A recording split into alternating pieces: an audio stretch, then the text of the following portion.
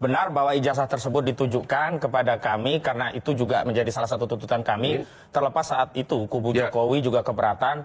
Tapi alhamdulillah karena ada penengah dari ombudsman yang memberikan rekomendasi demi untuk transparansi, maka sebaiknya ijazah tersebut diperlihatkan. Tapi konteksnya bukan untuk memverifikasi apakah ijazah tersebut asli atau tidak. Waktu you lihat bentuknya kayak apa?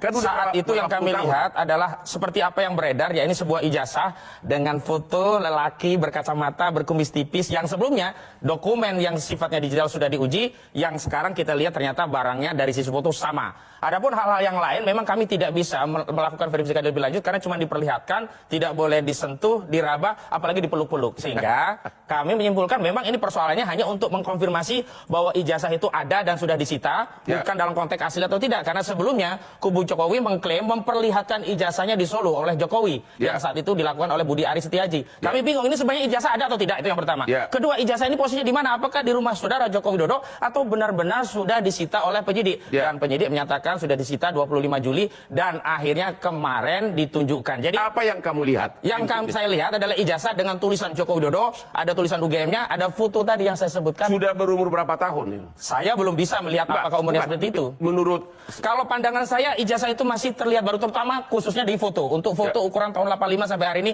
saya kira itu terlalu kontras ya untuk maksud foto. Kamu terlalu baru. Terlalu baru begitu. Nah, itu pula yang kemudian menjadi salah satu pertimbangan Roy Suryo belum akan mengakui itu asli sebelum ada lembaga independen yang memeriksa dokumen itu, diuji bersama, dan tim kami dilibatkan dalam proses pengujiannya.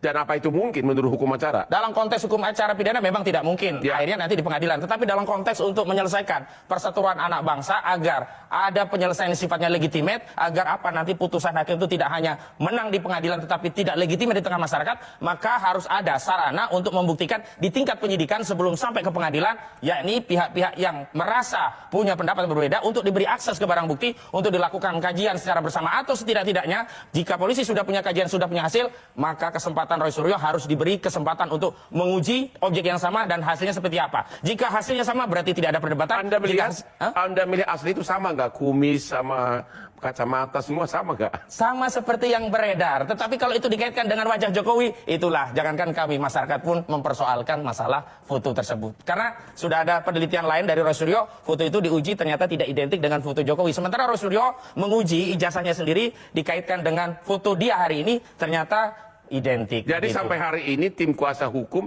yakin atau tidak itu asli? Justru itu menambah itu keyakinan itu palsu. Dengan ditunjukkan makin yakin itu palsu. Kenapa? Karena itu tadi fotonya itu ternyata sama dengan yang diperiksa. Berarti tidak identik dengan wajah Jokowi. Kedua, barang itu terlihat baru. Tidak identik dengan wajah Jokowi. Emang di foto nggak mirip ya? Nggak mirip sama sekali.